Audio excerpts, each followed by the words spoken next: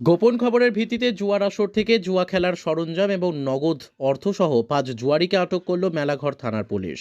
ঘটনা মেলাঘর থানাধীন নলছড়া এলাকায়। অভিযানের নেতৃত্ব দেন মেলাঘর থানার ওসি দেবাশিস সাহা। তিনি জানান, নলছড় এলাকায় একটি উৎসবকে কেন্দ্র করে জুয়ারিরা মানুষকে লোটার পসরা সাজিয়ে বসেছিল। গোপন খবর পেয়ে তড়িঘড়ি তারা ওই স্থানে গিয়ে জুয়ার পাণ্ডাদের জালে তুলতে সক্ষম হয়।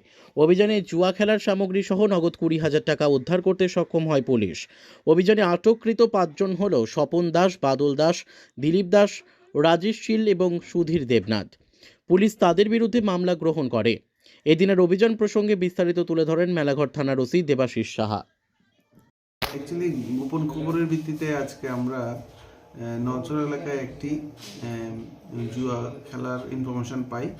সাথে সাথে আমরা মেলাঘর থানার অফিসার এবং আমি অন্যান্য অফিসার স্টাফ মিলে আমরা ওই জুয়া আসর থেকে 5 জনকে অ্যারেস্ট করি এবং সাথে জুয়ার গুটি এবং ডাব্বা এবং বিভিন্ন রকমের জুয়া খেলার যে আসবাবপত্র এবং প্রায় 20,000 টাকার উপরে আমরা উদ্ধার করি ওদের কাছ থেকে।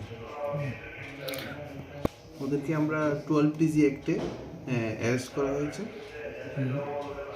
এবং ওদের নাম যথাযথ স্বপন দাস, বাদল দাস, দিলীপ দাস, রাজেশ শীল এবং সুধীর দেবনাথ।